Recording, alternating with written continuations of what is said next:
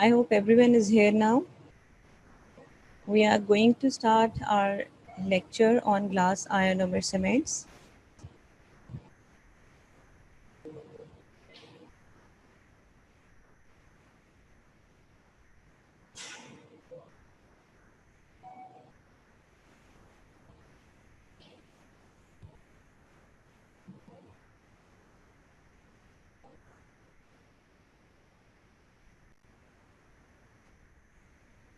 Last week we were actually doing zinc-based cements. We are still on the huge section of dental cements, which is about the materials which join or which actually bond the prosthesis with the tooth. ठीक है जी? So today's section is about non-zinc based cement, which is glass ionomer cement. For glass ionomer cements, I would like to mention one thing, that they are non-eugenol, non-zinc based cements. These glass ionomer cements are used for bonding prosthesis with the tooth structure, which include inlay, onlay, crown, and bridges. They are used as lining materials, they are used as luting materials, they are used for fillings, or they are used for restorations.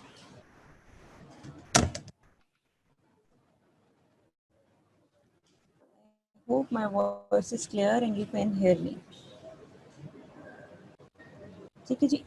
Let's summarize our last week's lecture. Our last week's lecture was about dental cements, and we actually went through a huge classification of dental cements. उसमें 3 तरह की classifications थी. एक classification system base कर रहा था कि dental cements का liquid कौन सा है. So we had water based, oil based and resin based cements. दूसरी क्लासिफिकेशन सिस्टम इस चीज़ पे बेस कर रहा था कि सीमेंट्स को किन एप्लीकेशंस के लिए यूज़ किया जाता है. तो we had lining, luting and base and restorative cements. ठीक है जी.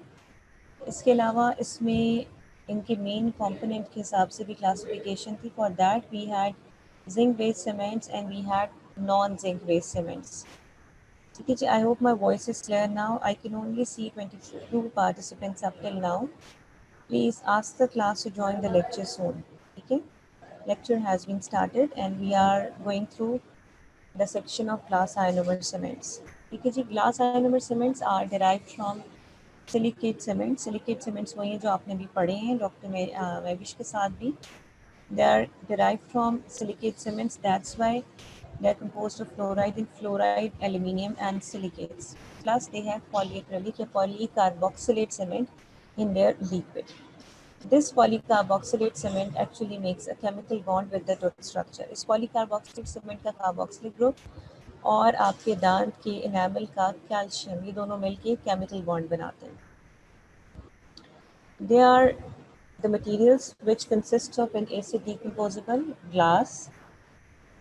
Acid decomposable glass means ऐसा acid जो कि ग्लास को डिकम्पोज कर सकता है, और ग्लास पार्टिकल्स इसमें होते हैं पाउडर में. ठीक है. पाउडर में फ्लोराइड होता है, एल्यूमिनियम होता है और सिलिकेट होता है. और लिक्विड में we have polyacrylic acid. This is an acid based reaction. ठीक है. ये एसिड बेस्ड रिएक्शन होता है और जिसके एंड पर हमें एक न्यूट्रलाइज्ड सॉल्ट मिल जाता है.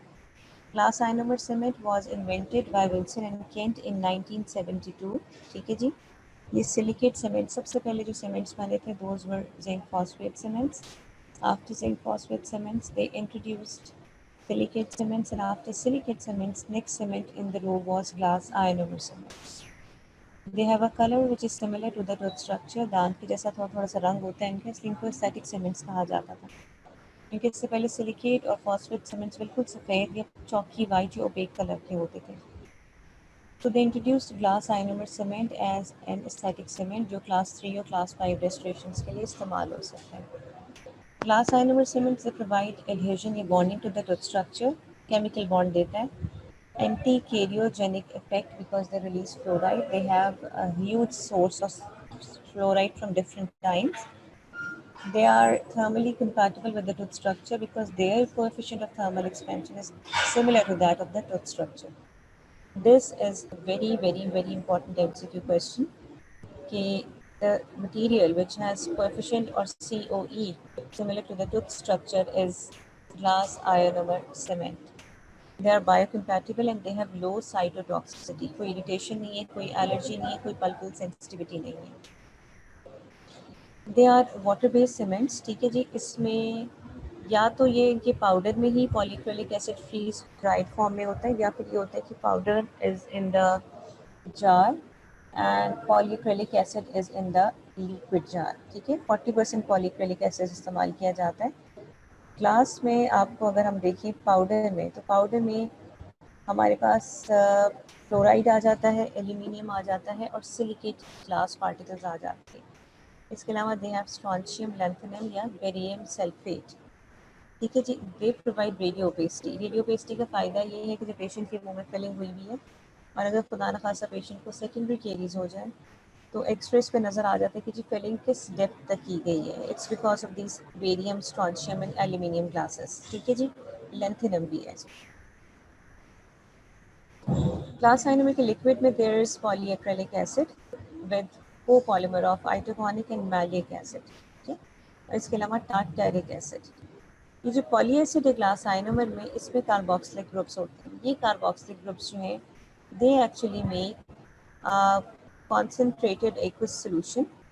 और इस सोल्यूशन में जो कार्बोक्सिल आइंस हैं वो जाके दांत के कैल्शियम के साथ अटैच करते हैं.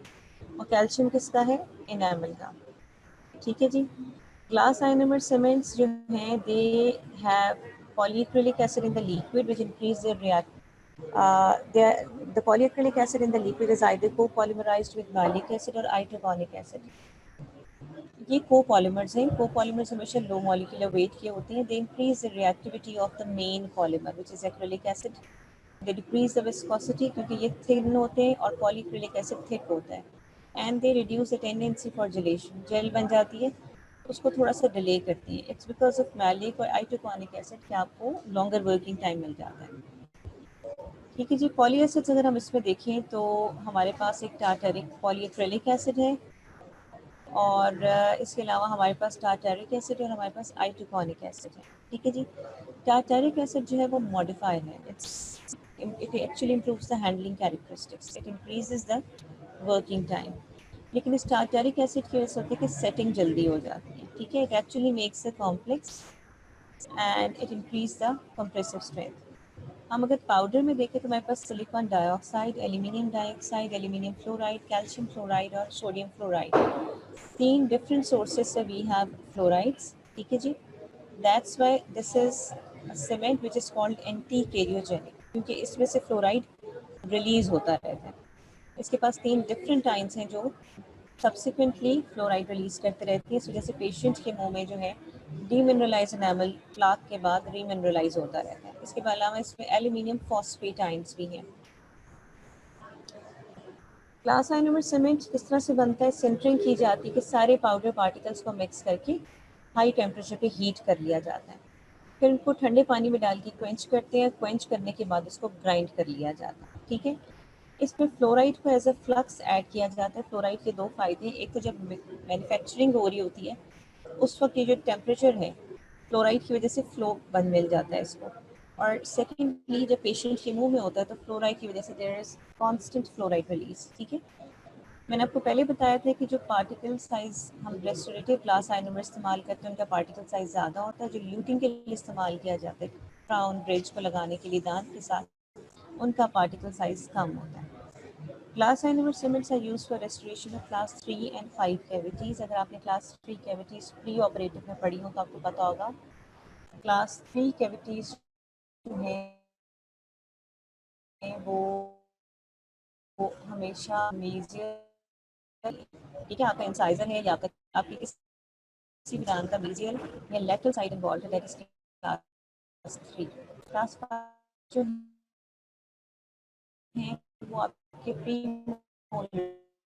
पर होती हैं, कैविटीज़ होती हैं, सर्वाइकल छोटी कैविटीज़ होती हैं. उनको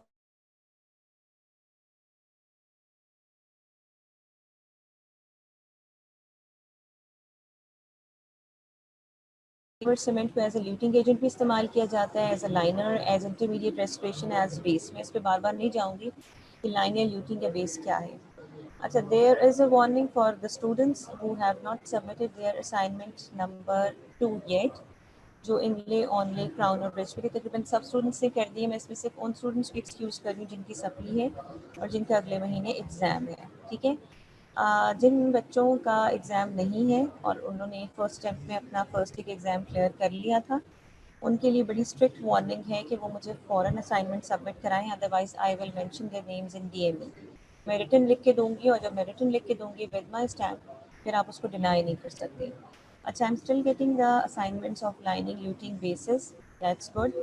और इसकी जो डेडलाइन है वो आपकी कल तक है, ठीक है जी। क्लिनिकल एप्लीकेशन ग्लास आइनोमर की सीमेंट्स की देखें तो इरोजन और एब्रेजन लीजन्स में इस्तेमाल होते हैं। इरेजन और एब्रेजन ये होता है टूथब्रश इरेजन, यानी बहुत ऐसे पेशेंट्स जो बहुत ज़ोर से घिस के दांत को टूथब्रश करते हैं तो वहाँ से दांत घिसना शुरू हो जाता है, इसको कहते हैं एब्रेजन।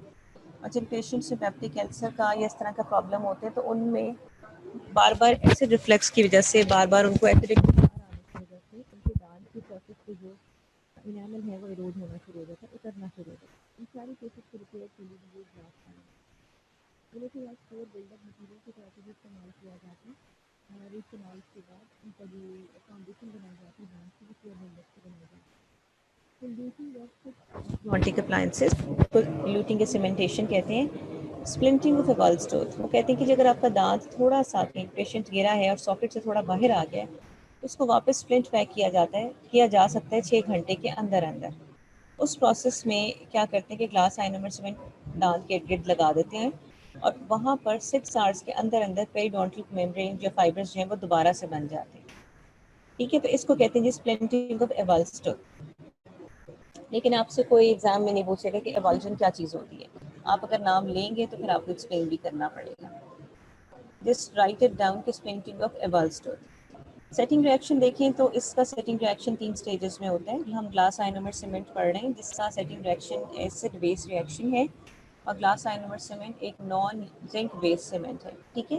सेटिंग रिएक्शन 3 फेजेस में होता है, डिसोल्यूशन, जिलेशन और हार्डनिंग। डिसोल्यूशन जाहिर है इसमें पहले जो है पाउडर और जो लिक्विड है उसके पार्टिकल्स मिक्स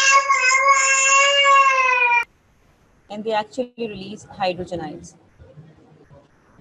अच्छा जी, you must mute your settings. जिन स्टूडेंट से सेटिंग्स को म्यूट पे नहीं किया हुआ इसको प्लीज़ म्यूट भी कीजिए। अच्छा जी, नेक्स्ट फेज में क्या होता है, डिसोल्यूशन के बाद जिलेशन शुरू होती है। ये देखिए मैं आपको दिखाती हूँ कि नेक्स्ट स्टेज इज जिलेशन। जिलेशन में क्या होता है कि थिकनिंग शुरू हो जाती है, सिलिका जेल फॉर्म होना शुरू हो जाती है और आपके एक एल्यूमिनियम, कैल्शियम और फ्लोराइड आयंस रिलीज होना शुरू हो जाते हैं। ये आयंस और आपके पॉलीएक्रिलिक एसिड के कार्बोक्सिल आयंस ये मिलकर एक कॉम्प्लेक्स बनाना शुरू करते हैं। ये कॉम्प्लेक्स जो है इवेंचुअली आपके दांत में जो इनामल है उसके कैल्शियम के साथ मिलके केमिकल बॉन्ड बनाता है। आई थिंक इस सेटिंग रिएक्शन को मैं पीछे बता चुकी हूँ कि it is dissolution gelation. For dissolution we have mixing of powder with the liquid. For gelation, there is formation of silica gel and release of these ions. And third stage is hardening, जिसमें cement hard होना शुरू हो जाता है।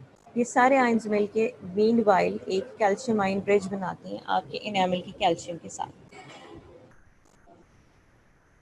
Calcium ions very important. Calcium ions ना सिर्फ ये glass ionomer में भी होते हैं बल्कि आपके इनेमल में भी होते हैं।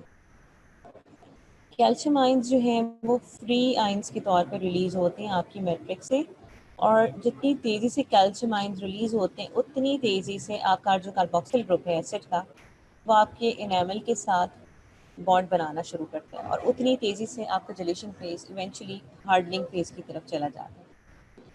ठीक है, this is called the setting chemistry. इसकी सेटिंग केमिस्ट्री में याद रखने वाली बात यह है कि फ्री आयंस रिलीज़ होते हैं, इसके बाद मेटल आयंस ब्रिजेस बनते हैं इनेमल और आपके सीमेंट के दरमियान और eventually there is hardening of the cement.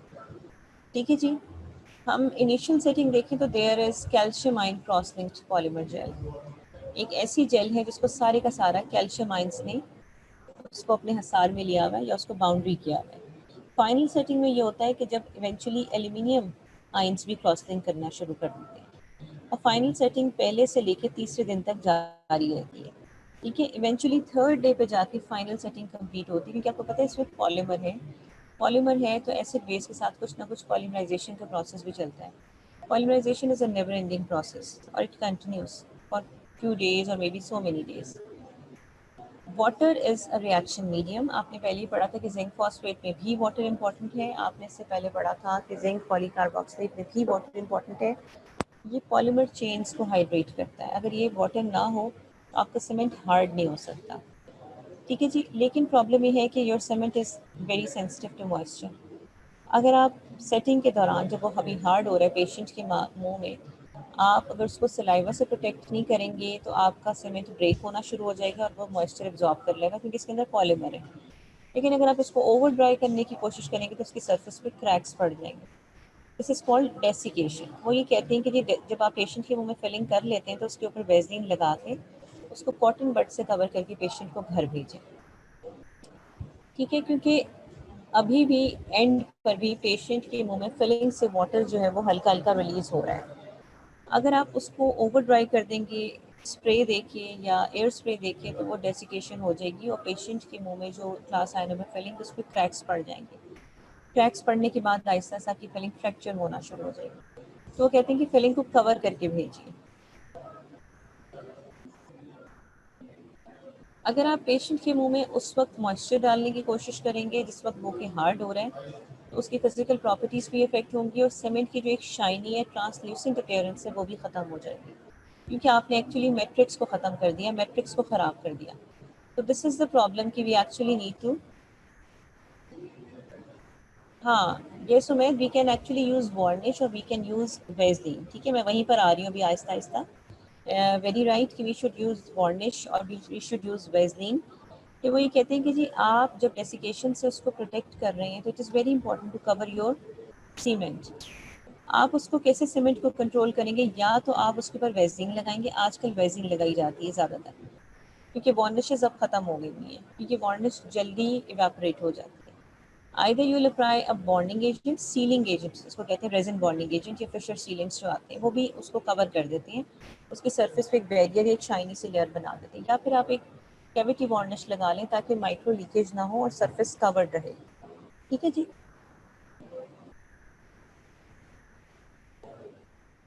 The factors which affect the rate of setting they include high powder ratio. Powder ज़्यादा है, लिक्विड कम है तो वर्किंग टाइम डिक्रीज हो जाएगा। अगर आप ऐसा पाउडर यूज़ करते हैं जिसके अंदर पाउडर और लिक्विड के फ्रीज ड्राइड पार्टिकल्स ऑलरेडी मौजूद हैं और आप उसको पानी के साथ मिक्स कर रहे हैं, you will have longer working time. ठीक है, सारा पानी है, पानी जल्दी इवेपोरेट नहीं होता। Tartaric acid and maleic acid जो है वो जो इनिशियल जो डिसोल्यूशन है उसमें हेल्प करता है। ठीक है, ये ना सिर्फ ये कि डिसोल्यूशन में हेल्प करता है बल्कि ये सिलिका जेल में बनने के प्रोसेस में भी हेल्प करता है और इसकी वजह से हमें एक लॉन्गर वर्किंग टाइम मिल जाता है। ठीक है जी, क्योंकि ये एल्यूमिनियम आयंस को लिबरेट करता है और ये आयनाइजेशन को प्रिवेंट करता है। हम अगर फैक्टर्स देखें तो वही 4-5 फैक्टर्स हैं, पार्टिकल साइज है, इंक्रीज इन टेम्परेचर है, powder liquid ratio and role of water है। अब हम दूसरे सेक्शन की तरफ आते हैं, which is actually classification of glass ionomer cements. Glass ionomer cements हमारे पास तकरीबन 3 टाइप्स के हैं। वी हैव क्लास 1 और type 1, type 2 and type 3। Type 1 is luting and bonding agents. ये वो हैं जो आपके क्राउन, ब्रिज, इनले, ऑनले को दान के साथ लगाने के लिए इस्तेमाल होते हैं। तो type 2 we have restorative materials. अब इसमें एक तो रेस्टोरेटिव एस्थेटिक और रेजिन मॉडिफाइड आ जाते हैं। इसमें एक तो ऐसा पार्ट है जिसमें रेजिन डाल के उनको resin modified glass ionomer cement बनाया जाता है और दूसरे कन्वेंशनल है जो नॉर्मल रेस्टोरेशन के लिए इस्तेमाल होते हैं। ये अमूमन छोटी रेस्टोरेशन के लिए या इंटरमीडिएट रेस्टोरेशन के लिए इस्तेमाल होते हैं। थर्ड टाइप जो है दैट इज़ लाइनिंग और बेस सीमेंट्स। ठीक है, लाइनिंग और बेस सीमेंट्स। आप आजकल लाइनिंग और बेस के असाइनमेंट कर रहे हैं। आपको पता है कि lining is less strong, lining is more thin as compare to, ये थर्मल इंसुलेटेड है। ल्यूटिंग का इस्तेमाल होता है वो cementation of inlay, onlay, crowns and bridges के लिए इस्तेमाल होता है। इसके लिए powder liquid ratio is about 1.5:1। All of these are MCQ questions. ठीक है, all of these are MCQ questions. Luting हमेशा आप थिन कंसिस्टेंसी मटेरियल के साथ करते हैं, that's why the powder liquid ratio जो अगर आप देखें तो बहुत ज़्यादा जो लिक्विड है वो फ्रीज ड्राई फॉर्म में है, तो फॉर दैट केस आप फिर 3.8 रेज टू 1 इस्तेमाल करेंगे। 3.8 is your powder and 1 is your water, क्योंकि इसमें ऑलरेडी लिक्विड मौजूद है, पाउडर ज़्यादा इस्तेमाल करें। ल्यूटिंग वालों की मॉडरेट स्ट्रेंथ होती है। Next is restorative type.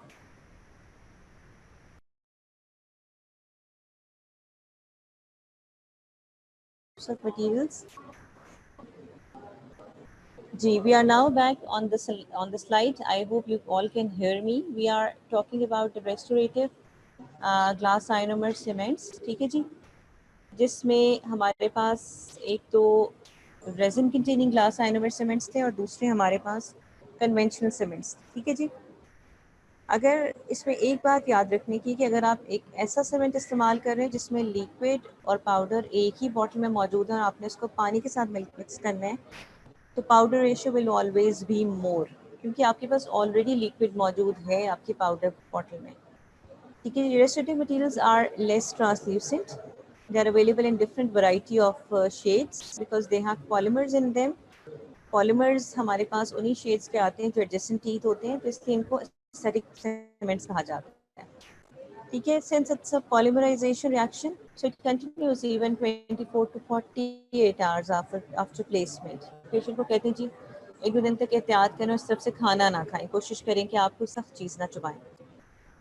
Second जो रेस्टोरेटिव मटेरियल्स हैं वो ग्लास एनिमल सीमेंट्स हैं जिनमें मेटल्स डल जाते हैं या कंडेंसेबल होते हैं। हम आगे देखते हैं कि किस किस्म के मटेरियल्स होते हैं। ठीक है, ये क्लिनिकल एप्लीकेशंस में इस्तेमाल होते हैं जहाँ फिजिकल प्रॉपर्टीज़ और रैपिड सेटिंग इज़ रिक्वायर्ड। ये ज़्यादातर बच्चों में इस्तेमाल किए जाते हैं क्योंकि हम चाहते हैं कि जल्दी सेट हो जाएं और इनको स्ट्रॉन्ग भी होना चाहिए। ठीक है जी, इनको हम मेटल रीइंफोर्स्ड सीमेंट्स कहते हैं। टाइप 1 में रिपीट कर देते हैं, हमने टाइप 1 पढ़ी थी luting cement, type 2 restorative cement, अब हम टाइप 3 पढ़ रहे हैं glass ionomer which are lining और बेस सीमेंट्स। इसको भी रिपीट करने की जरूरत नहीं है। They are radio opaque, they provide thermal insulation, in case they are used as bases they have therapeutic effect. Glass ionomer cements they provide adhesion to enamel and dentin, पहली इनकी property. अब आप देखिए कितना डिटेल्ड अकाउंट है properties का। आप अगर इस तरह पूरा नहीं भी लिख सकते तो कम से कम 2 लाइनें आपकी प्रॉपर्टीज में जरूर हो। ये नहीं होता सिर्फ कि आप एक नंबर 1 डालें और लिख दें adhesion to enamel and dentin.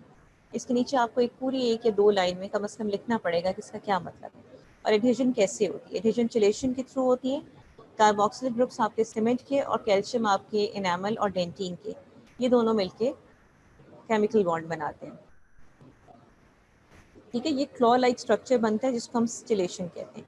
ये आपका सीमेंट है जिसका कार्बोक्सिल ग्रुप है, ये आपका टूथ स्ट्रक्चर है जिसका कैल्शियम ग्रुप है। इन्होंने मिलकर चिलेट्स बनाए हैं और इन चिलेट्स की वजह से you are getting the chemical reaction. ठीक है, they have good bonding with the dentin and enamel, with enamel then dentin. ठीक है, इनमें पॉलीएक्रेलिक एसिड होता है और वो पॉलीएक्रेलिक एसिड जो है इट प्रोवाइड्स एडहेजन। ठीक है, वो ये कहते हैं कि जैसे जैसे सीमेंट सेट होता है, पीएच बढ़ना शुरू होता है, एपिटाइट लेयर जो है रिज्यूम होती है, रीमिनरलाइज होना शुरू होती है, तो कैल्शियम सॉल्ट्स जो हैं सीमेंट के और कैल्शियम सॉल्ट्स जो इनेमल के हैं वो भी आपस में मिक्स होके बॉन्ड बनाना शुरू हो जाते हैं। ठीक है जी, so just the thing which you should remember is के carboxyl group and calcium of the cement and calcium of the tooth, they both make third C which is chemical bond. Bond strength is better with enamel than dentine क्योंकि ये calcium containing cement है और जाहिर है कि इसका calcium के साथ बॉन्ड ज़्यादा स्ट्रॉन्ग है। Dentin is primarily composed of collagen, that's the reason कि enamel bonding is more better with glass ionomer cement than the dentine. In case of dentine उसमें bonding होती है कोलेजन के कार्बोक्सिल ग्रुप्स के दरमियान और इसमें हाइड्रोजन बॉन्डिंग होती है और मेटलाइन ब्रिजेस बनते हैं। ठीक है, वो ये कहते हैं कि इन केस अगर डेंटिन में बॉन्डिंग हो भी रही है तो still the bond to the enamel is more strong as compare to the dentin. ठीक है जी, अमूमन if they actually clear the surface of the cavity before application of the cement, इसको हम कहते हैं कि जो tenacious एक smear layer बन जाती है, तो कहते हैं उसको क्लियर कर दें, उसके ऊपर सिट्रिक एसिड लगा दें। जैसे आपने माइक्रो मैकेनिकल रिटेंशन में देखा था, micro mechanical adhesion of composites के केस में आपने देखा था कि आपने फॉस्फोरिक एसिड अप्लाई किया था। इसी तरह कहते हैं कि जी इस केस में अगर आप ग्लास आइनोमर सीमेंट लगाने से पहले सिट्रिक एसिड अप्लाई कर लें तो आपको ज़्यादा अच्छे पोर्स मिल जाते हैं और डेंटिन ट्यूब्यूल्स बिल्कुल ओपन हो जाते हैं और आपका सीमेंट बहुत अच्छा बॉन्ड बना लेता है। वो कहते हैं कि either you should treat the surface with the polyacrylic acid और you should treat the surface with the citric acid. In case of composite से एमसीक्यू का क्वेश्चन आप यूज़ करेंगे phosphoric acid. In case of glass ionomer cement, this is 10% polyacrylic acid or 10% citric acid. Mechanical properties हम देखें तो they are moderately hard cements. ये moderate strength के cements होते हैं, ब्रिटल होते हैं क्योंकि इनमें ग्लास होता है, low fracture toughness and low wear resistance since they contain glass and polymers. इनकी बाकी स्ट्रेंथ्स भी लो होती हैं, लो टू मॉडरेट होती हैं। ठीक है, हाई स्ट्रेस बेयरिंग एरियाज की रेस्टोरेशन में इस्तेमाल नहीं कर सकते। ठीक है, they are not recommended for high stress bearing area class 1-2 cavities, class 4 cavities के लिए नहीं इस्तेमाल कर सकते, कस्ट रीबिल्डिंग के लिए नहीं इस्तेमाल कर सकते। जहाँ पे भी हेवी फोर्सेस आ रही हैं उधर इनको इस्तेमाल नहीं किया जा सकता। Glass ionomer cement is erosion is susceptible to acid erosion. वो सारे पेशेंट्स जिनमें एसिड रिफ्लेक्स का प्रॉब्लम है, जिनको गैस्ट्रिक अपसेट प्रॉब्लम है, जिनको जैसे खट्टे डिकार या इस किस्म की प्रॉब्लम्स हैं, उन सारे पेशेंट्स में ये बहुत ज़रूरी है कि ग्लास आइनोमर सीमेंट की एसिड इरोजन को मॉनिटर किया जाए। ऐसे पेशेंट्स से फिर आप कोशिश करते हैं कि आप ग्लास आइनोमर सीमेंट ना लगाएं। आप मुझसे ये सवाल कर सकते हैं कि आपने पहले कहा था कि ये इरोजन को प्रिवेंट करने के लिए इस्तेमाल कर रहे हैं और फिर आप कहने कि इसको वहाँ इस्तेमाल नहीं कर सकते। इरोजन अगर माइल्ड है तो आप इसके ऊपर ग्लास आइनोमर सीमेंट लगा सकते हैं, लेकिन इसका डिग्रेडेबल स्ट्रक्चर होता है, इसका जो मैट्रिक्स है वो टूटने वाला होता है। अगर ऐसा पेशेंट जिसको बहुत ज़्यादा अल्सर की तकलीफ है, अल्सर का प्रॉब्लम है, जिसको रिगर्जिटेशन एसिड रिफ्लक्स का प्रॉब्लम बहुत ज़्यादा है, ऐसे पेशेंट में you won't go for glass ionomer cement.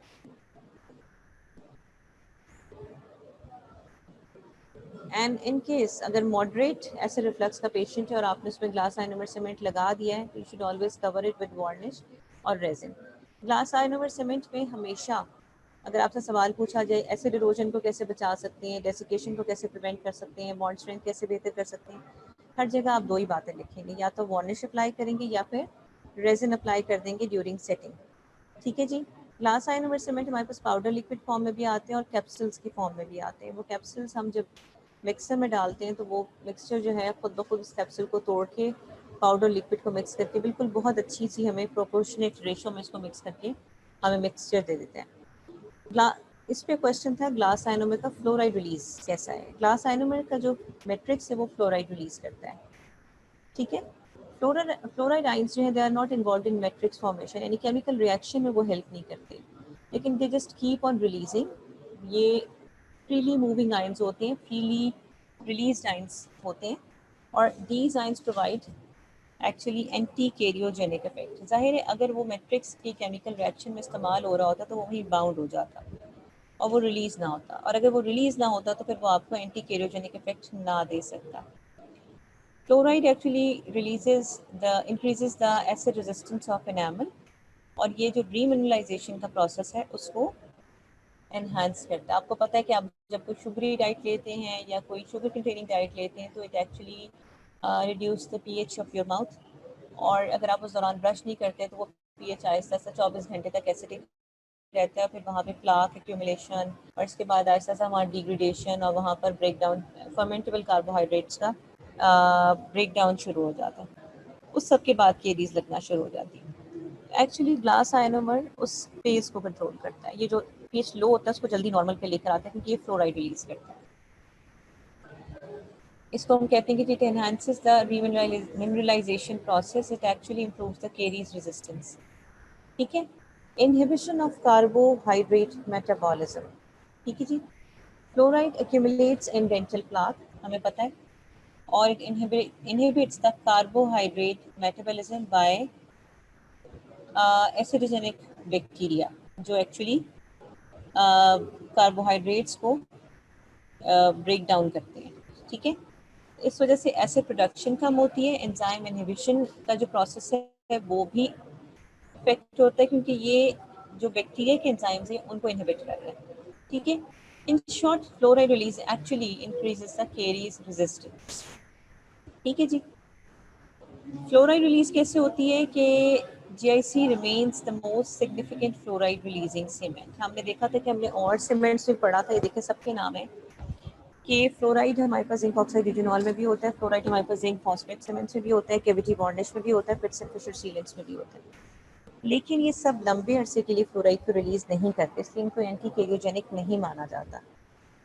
Glass ionomer में फ्लोराइड ज़्यादा होता है और वो बहुत अरसे तक उसमें से रिलीज होता रहता है। That's why they are called the fluoride releasing cements. Fluoride recharge भी होता है। Fluoride recharge कैसे होता है? एनवायरनमेंट से होता है। अगर आप रेगुलर टूथब्रश करते हैं, माउथ वॉशेस इस्तेमाल करते हैं, तो उनका जो फ्लोराइड है वो आपका जो फ्लोराइड स्टॉक है आपकी फिलिंग में उसको रिस्टोर करता रहता है। इस तरह से वो जो स्टोर्ड फ्लोराइड है जब भी pH लो होता है उस वक्त रिलीज होना शुरू हो जाता है। Glass ionomer cements are biocompatible materials. ठीक है, they are polyacid is a weak acid, कोई सेंसिटिविटी का प्रॉब्लम नहीं है, किसी किस्म का इशू नहीं है इसमें। They actually they have polyphilic acid which is a weak acid, तो इनको हम डीप कैविटीज़ में इस्तेमाल कर सकते हैं। ठीक है, नाउ थर्मल प्रॉपर्टीज, अगर हम थर्मल प्रॉपर्टीज होती है, they have coefficient of thermal expansion which is close to the tooth, तो इनमें माइक्रो लीकेज का कोई चांस नहीं है। थर्मल इंसुलेशन इनकी अच्छी खासी होती है, ऑल्दो सेटिंग एक एक्सोथर्मिक रिएक्शन है, मगर क्योंकि ये एक थर्मल इंसुलेटर है तो इससे कोई थर्मल डिफ्यूजिविटी नहीं होती। ग्लास आयनोमर सीमेंट्स में स्टैटिक प्रॉपर्टीज़ होती हैं, इनका कलर जो है सात के दांतों से मैच करता है, ये ट्रांसल्यूसेंट होते हैं और they are less aesthetic than composite resins, क्योंकि इनका जो शेड मैच है वो इतना परफेक्ट नहीं होता जितना कॉम्पोजिट्स का होता है। दे आर रेडियो ओपेक, क्योंकि इनमें मेटल लाइंस होते हैं। ठीक है, तो रेडियो ओपेक की सेकेंडरी केरीज पर अगर देखनी हो तो वो देखी जा सकती है। ठीक है जी, प्लस अगर हम ग्लास आयनोमर सीमेंट्स में देखें तो advantages, they have fluoride release, there is no shrinkage, they are dimensionally, they provide disadvantages moderates। ठीक है, फिर अगर एसिड रिफ्लक्स का पेशेंट है तो उसमें इरोजन हो सकती है, इनका वर्किंग और सेटिंग टाइम शॉर्ट होता है। Now we are going towards the section of types of glass ionomer cements.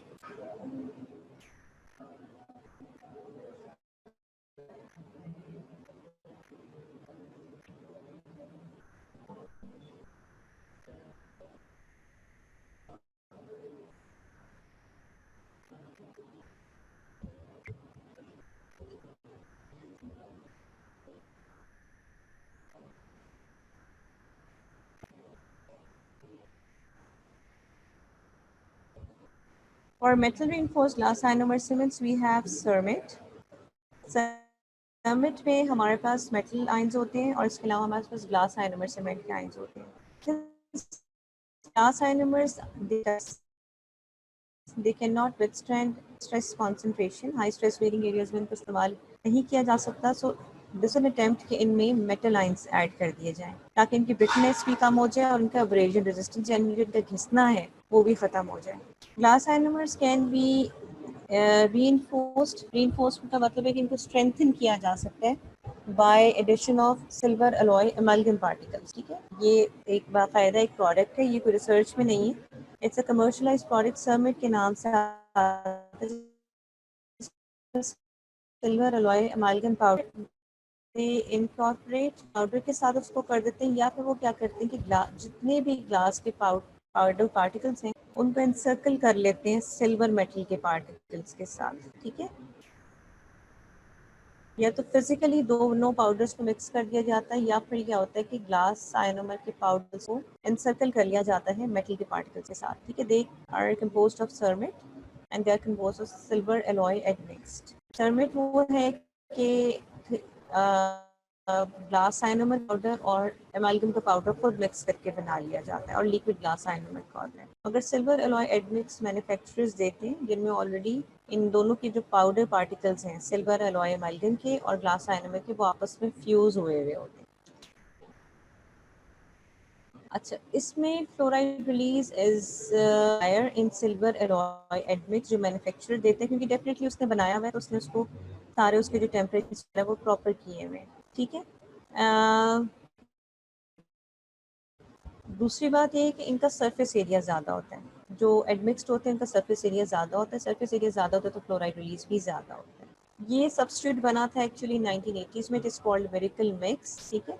और इसमें लेकिन स्टिल इसकी जो प्रॉपर्टीज़ हैं वो एमालगम जैसी नहीं, क्योंकि इसमें दो तरह के पाउडर पार्टिकल्स को मिक्स किया गया है, मेटल के और ग्लास आयनोमर के, दोनों की डिफरेंट केमिस्ट्री है। तो उसमें प्रॉब्लम ये हो सकती है कि दोनों की जो पाउडर पार्टिकल्स हैं वो आपस में जो उनकी बॉन्डिंग है वो अच्छी नहीं है। सरमिट जो है इट्स सेकेंड, अभी हम एडमिट्स की बात कर रहे थे, अब हम सरमिट की बात कर रहे हैं। और सरमिट क्या है, वो भी ग्लास आयनोमर और मेटल का मिक्सचर है, और मेटल कौन सा, एलॉय का मिक्सचर है, ठीक है। ये यूजुअली 800 वो ये कहते हैं कि जो मेटल एलॉय के जो पैलेट्स हैं वो 800 डिग्री सेंटीग्रेड पे बने हुए होते हैं एमालगम के, उनको इसके साथ मिक्स किया जाता है, ठीक है जी। They were develop in attempt to increase toughness. Glass ionomer का जो मेजर ड्रॉबैक है वो ये है कि ये एसिड, ये रेजिस्टेंस इसका कम है, मॉइस्चर रेजिस्टेंस कम है, they have less strength, moderate strength materials इनको कहते हैं, इसलिए इनके लिए फिर ये मेटल रेनफोर्स ग्लास आयनोमर्स बनाए गए थे। लेकिन इनका प्रॉब्लम ग्रे कलर के होते हैं। जाहिर है अगर आप ग्लास आयनोमर के पाउडर में मेटल का या सिल्वर का पाउडर डाल दें तो वो ग्रे कलर में आ जाएगा। ये रेडियो ओपेक होते हैं, लेकिन इनका जो फ्लोराइड रिलीज है वो कम होना शुरू हो जाता है, क्योंकि जाहिर है कि इसमें आधा पार्ट पाउडर आपका ग्लास आयनोमर है और आधा पार्ट जो है वो आपका सिल्वर एलॉय एमालगम है। एमालगम जाहिर है फ्लोराइड रिलीज नहीं करता, तो जाहिर है एक जगह में अगर आप 50% उसको रिड्यूस कर देंगे उसकी रेशियो को, तो जाहिर है फ्लोराइड रिलीज भी कम हो जाएगी। एप्लीकेशन से ज़्यादातर बच्चों में इस्तेमाल करते हैं, deciduous teeth, class 2 cavities of deciduous teeth, क्योंकि वहाँ पे जल्दी हार्ड हो जाते हैं और जल्दी इसका वर्किंग टाइम बहुत कम होता है, आपको जल्दी पेशेंट के मुंह में ये सेट भी हो जाते हैं और ये कुछ लंबे अरसे तक चल भी लेते हैं, और या फिर इनको बिल्डअप के लिए इस्तेमाल किया जाता है। यानी ऐसे पेशेंट्स में जहाँ पर आप इतनी सारी कैविटी बनी हुई, आप देख लें कि काफ़ी ज़्यादा दांत का स्ट्रक्चर ख़त्म हो चुका है, ऐसे केसेस में फिर हम इसको यूज़ कर लेते हैं, ठीक है। दूसरे हैं resin modified glass ionomer cements. पहला हमने सेक्शन पढ़ा था metal modified glass ionomer cement, अब हम नेक्स्ट सेक्शन पढ़ रहे हैं resin modified glass ionomer cements. Very very very important type of glass ionomer cement, बहुत सवाल इस पे से आते हैं। हम अगर ग्लास आयनोमर सीमेंट्स में देखें तो ग्लास आयनोमर सीमेंट्स की जो अच्छी प्रॉपर्टीज़ हैं उनमें we have chemical adhesion to the tooth structure, they are stable, कोई श्रिंकेज नहीं है, chloride releases, so they are providing anti-cardiogenic effect and they are biocompatible. But on the other hand, if we take a look from composites, तो composites जो है वो strong है, वो tough है, वो moisture resistant है, वो radio opaque है, और वो जल्दी set होने वाले हैं। अब ज़रूरत थी कि ऐसा कोई मटेरियल बनाया जाए जिसमें इन दोनों की प्रॉपर्टीज़ को कंबाइन कर लिया जाए। अब अगर डिसएडवांटेजेस देखें तो ग्लास आयनोमर ब्रिटल और वीक है, मॉइस्चर सेंसिटिव है, रेडियो पेक भी नहीं है, बहुत कम रेडियो बेस्टी है मगर कम है कंपोजिट्स के निस्बत, सेटिंग भी स्लो होती है इसकी और वेयर रेजिस्टेंस भी कम है, घिसता है ये मटेरियल, अगर एसिड इरोजन हो रही है तो ये घिसना शुरू हो जाता है। हम कंपोजिट्स के डिसएडवांटेजेस देखें तो there is no direct adhesion with the tooth structure, composites में पॉलीमर ज़्यादा है, श्रिंकेज ज़्यादा है, कंपोजिट्स में कोई फ्लोराइड रिलीज नहीं है। Resin modified glass ionomer cements को बनाया गया था इस अटेम्प्ट में कि इनको कंपोजिट और ग्लास आयनोमर की जो डिजायरेबल प्रॉपर्टीज़ हैं उनके साथ ज्वाइन कर लिया जाए, ठीक है। They were moisture sensitive, they had lower, they are although moisture sensitive and but they have better strength, ठीक है। इन सब चीज़ों के लिए ग्लास आयनोमर की मॉइस्चर सेंसिटिविटी और लो अर्ली स्ट्रेंथ को कंपनसेट करने के लिए इनमें रेजन पार्ट ऐड किया गया था, ठीक है। रेजन पार्ट ऐड करने से क्या हुआ कि मॉइस्चर सेंसिटिविटी भी कम होगी और अर्ली स्ट्रेंथ भी बहुत ज़्यादा इंप्रूव होगी, ठीक है जी। इनकी कॉम्पोजिशन में तो वही है, फ्लोरो एल्यूमिनो सिलिकेट ग्लास है मगर उसके साथ पॉलीमर ऐड कर लिया जाता है। हम देख लेते हैं कि इसकी कॉम्पोजिशन में क्या है। इसकी कॉम्पोजिशन वही है, अनइंचेबल कैल्शियम फ्लोरो एल्यूमिनो सिलिकेट ग्लास, लेकिन अब चूंकि इसमें कॉम्पोजिट के कुछ पार्ट्स भी ऐड किए गए, तो क्लोरोकिनोन है विच इज़ कॉल्ड फोटो इनिशिएटर, जब लाइट देंगे तो ये उससे सेट होगा, ठीक है। और फिलर पार्टिकल थोड़े से इसमें होते हैं जो कि मॉइस्चर सेंसिटिविटी को रिड्यूस करते हैं। इसमें वाटर जो होता है वो आयनाइजेशन ये रिएक्शन मीडियम होता है, ठीक है। ग्लास आयनोमर सीमेंट्स में अगर हम Hima hydroxy ethyl methacrylate add कर लें विच इज़ अ पॉलीमर पार्ट, और बिस्फेनोल ए ग्लाइसिडाइल मेथैक्रिलेट ऐड कर लें विच इज़ अ कंपोजिट पार्ट, तो ये रेजिन मॉडिफाइड ग्लास आयोनोमर सीमेंट बन जाता है, ठीक है। ग्लास आयोनोमर के सीमेंट में लिक्विड में बिस्फेनोल ए ग्लाइसिडाइल मेथैक्रिलेट ऐड किया जाता है और इसके अलावा इसमें हीमा ऐड किया जाता है, ठीक है। ये दोनों वो चीज़ें थी जो कि हमारे पास कॉम्पोजिट्स में भी थी। इसका जो लिक्विड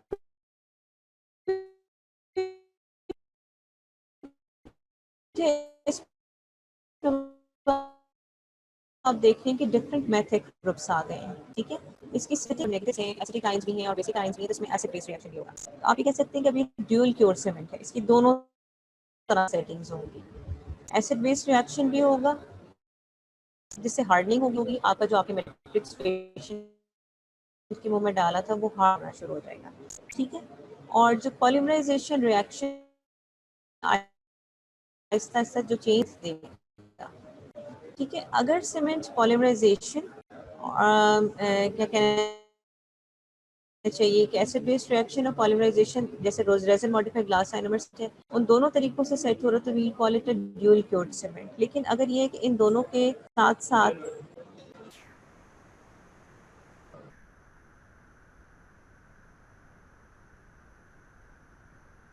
इफेक्टिवेटेड कौन से, इसमें एसिड बेस रिएक्शन भी है और इसमें light, so it's called now tricure cement, ठीक है जी। ट्राइक्योर ग्लास आयनोमर्स जो हैं उनकी 3 तरह से सेटिंग्स होती हैं। इसमें एसिड बेस रिएक्शन भी है, मैं फिर बता देती हूँ, एक्टिवेटेड पॉलीमराइजेशन भी है और केमिकल पॉलीमराइजेशन भी है।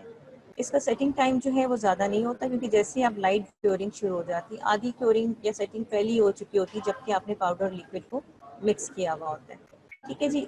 They have less setting time, आराम से मिक्सचर को आप कैविटी में डाल लेते हैं, और लेकिन वो ये कहते हैं क्योंकि इसमें क्योंकि एसिड रिएक्शन अभी कंटिन्यूड है और पॉलीमराइजेशन भी कंटिन्यूड है, 4 आवर्स इसकी सेटिंग करें। चूँकि इसमें हमारे पास अब रेजिन पार्ट है तो इज मोर प्रोटेक्टिव आयनोवर, इसमें रेजिन के बॉन्डेज डालेंगे तो जो रेजिन इसके अंदर है उसकी वजह से आपका सीमेंट हार्ड नहीं होगा, so this is a contraindication, ठीक है। This is an MCQ question, और से देख लीजिए, this is an MCQ question.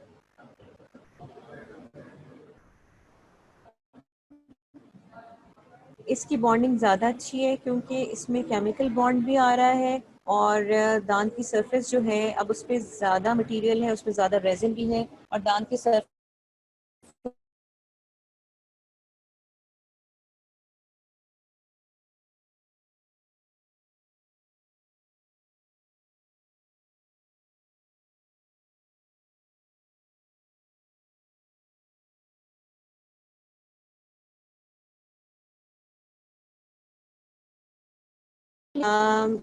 Aahista Aahista इनका फ्लोराइड रिलीज रेट कम होना शुरू हो जाता है as compare to conventional glass, but still अगर हम उसको एज अ होल देखें तो इसके जो फ्लोराइड रिलीज तकरीबन वैसी है जैसे कि ग्लास आयनोमर सीमेंट्स हैं। They have high compressive and diametral tensile strength. They are better in strength properties. ठीक है जी। Plus they have good bonding with enamel and dentine क्योंकि अब इन्हें केमिकल एडिशन भी मिल रही है और एक्स्ट्रा एसिड्स होने की वजह से उनको और एक्स्ट्रा बॉन्डिंग में मिल रही है क्योंकि वो सारे जो बिस्टियम में फीमा पॉलीएक्रिलेट ग्रुप्स ये सारे के सारे स्टिकी हैं, तो ये ज़्यादा अच्छी बॉन्डिंग प्रोवाइड कर रहे हैं।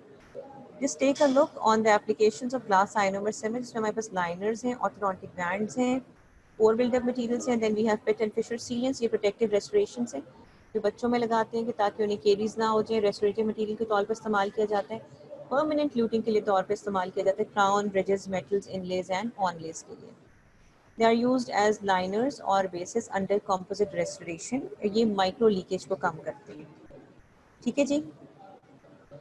ये माइक्रो लीकेज को कम करते हैं। ये माइक्रो लीकेज को कैसे कम करते हैं क्योंकि इनमें रेजिन पार्ट भी है और इनमें ग्लास आयनोमर का पार्ट भी है। ठीक है, और इनकी बॉन्डिंग की वजह से इनमें माइक्रो लीकेज कम हो जाती है। एक टेक्निक और है कि वो कहते हैं कि पेशेंट की बहुत डीप रेस्टोरेशन है और आप चाहते हैं कि आप एक स्टैटिक रेस्टोरेशन करें। सैंडविच टेक्निक के फिर 2 साल पहले मैंने क्वेश्चन देखा था आपके यूक्यूज़ में, तो उसमें ये होता है कि ग्लास आयनोमर सीमेंट को बेस पे लगा दिया, सॉरी, इसमें क्या होता है कि जी अब हम, क्योंकि ग्लास आयनोमर सीमेंट में फ्लोराइड रिलीज हो रहा है और इसकी दांत के साथ केमिकल बॉन्ड बन रहा है, ठीक है, और दूसरी तरफ हमारे पास कॉम्पोजिट्स है विच हैज़ गुड स्ट्रेंथ। जी definitely it is preventing secondary caries. जब हम कहते हैं ना ये एंटी केरियोजेनिक है, इसका मतलब है कि जब दांत पे ये वाली फिलिंग हो जाए तो वहाँ पे दोबारा सेकेंडरी केरीज नहीं होती, प्रोवाइडेड कि आपने फिलिंग बहुत अच्छी की हुई है, ठीक है। Definitely it is providing resistance to secondary caries. Sandwich technique हमारे पास एक टेक्निक है कि वो कहते हैं कि जी आप ग्लास आइनोमर सीमेंट और कॉम्पोजिट्स को मिक्स करके लगा लें, ठीक है। वो कहते हैं कि जो बहुत डीप कैविटी है आपके पास, तो आप ऐसे करें कि आप नीचे फ्लोएबल कॉम्पोजिट्स लगाएं और ऊपर ग्लास आइनोमर सीमेंट की फिलिंग कर दें। कॉम्पोजिट नीचे कैविटी में फ्लो कर जाएगा अच्छी तरह से, और ऊपर जो आपका ग्लास आइनोमर सीमेंट है वो एक स्ट्रेंथ आपको, सॉरी, आपका जो नीचे है वो आप बेस पे ग्लास आइनोमर सीमेंट दे दें और ऊपर आप कॉम्पोजिट से फिलिंग करते हैं। तो नीचे वाला ग्लास आइनोमर सीमेंट जो है वो केमिकल एडहेजन की वजह से सारी आपकी जो कैविटी की बेस है उसको सील कर देगा, और ऊपर आप जो कॉम्पोजिट्स देंगे वो ऊपर से आपको मेस्टिकेटेड स्ट्रेसेस से रेजिस्टेंस दे देगा। डिसएडवांटेजेस ग्लास आइनोमर सीमेंट्स में, जो resin modified glass ionomer cement जिसको हम अभी पढ़ रहे थे, उनको resin modified glass ionomer cement भी कहते हैं, इनको हाइब्रिड आयनोमर भी कहते हैं, ठीक है, इनको मॉडिफाइड ग्लास आयनोमर सीमेंट्स भी कहते हैं, ठीक है। इनमें श्रिंकेज होती है क्योंकि इनमें पॉलीमर पार्ट ज़्यादा है, श्रिंकेज की वजह से इनमें माइक्रो लीकेज हो सकती है, ठीक है, ये इनका डिसएडवांटेज है, ठीक है। दूसरी बात ये है कि जब हम इन्हें लगाते हैं, इनमें हीमा होता है, हाइड्रोक्सी इथाइल मेथैक्रिलेट, ये एक्सपैंड करता है, ये रेजिन है, इसका कोएफिशिएंट ऑफ थर्मल एक्सपेंशन ज़्यादा है, एक्सपेंड भी ज़्यादा करता है और ये कॉन्ट्रैक्ट भी ज़्यादा करता है। जब इन्हें ब्रिजेस में लगाया जाता है ल्यूटिंग के लिए तो ये एक्सपेंशन इनमें होती है, जब एक्सपेंशन होती है तो आपका ब्रिज या क्राउन टूट सकता है। तो वो कहते हैं कि अगर आप इस तरह का क्राउन या ब्रिज लगा रहे हैं जो बहुत हाई स्ट्रेस फीलिंग एरिया में है, तो बेहतर है कि आप उसको इसके साथ बॉन्ड ना करें। दे आर बायोकम्पैटिबल, लेकिन क्योंकि इनमें रेजन्स हैं तो रेजन्स की वजह से इन्फ्लेमेशन हो सकती है पल्प की, और इनमें एलर्जी, पेशेंट आपके डेंटिस्ट को एलर्जीज हो सकती हैं क्योंकि इसमें रेजिन है और रेजिन थिक और स्टिकी होता है, उस वजह से कॉन्टैक्ट डर्मेटाइटिस डॉक्टर को हो सकता है, असिस्टेंट्स को हो सकता है, या पेशेंट को अगर वो एलर्जिक है तो उससे कोई इम्यून रिस्पॉन्स हो सकता है। So they are less biocompatible than the glass ionomer cements which are conventional glass ionomer cements. Compomers आपने डॉक्टर महविश के साथ लास्ट लेक्चर में पढ़े थे, they are polyacid modified resin composites. Compomers actually composites हैं जिनमें ग्लास आयनोमर का part add किया गया है, और ये भी फ्लोराइड रिलीज करते हैं, और ये भी इनकी जो प्रॉपर्टीज़ हैं composites और ग्लास आयनोमर के करीब करीब होती है, मगर इनकी strength resin modified glass ionomer cement से कम होती है, ठीक है। So we had a huge section of glass ionomer cements today.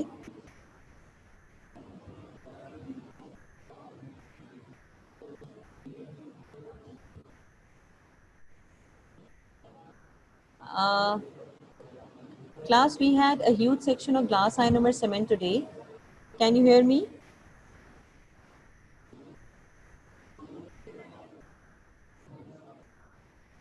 Assalamu alaikum class, can you hear me?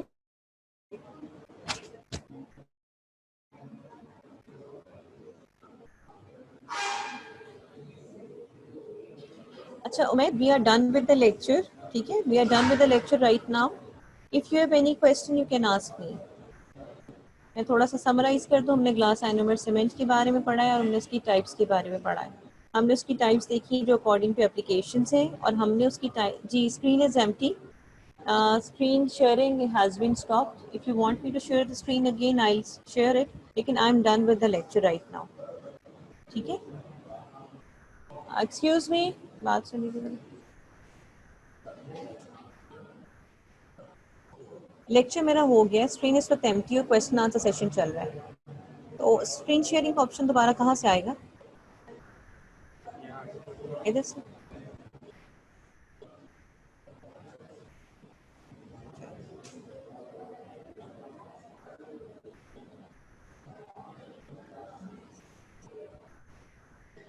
Ji class, if you have any question you can ask me.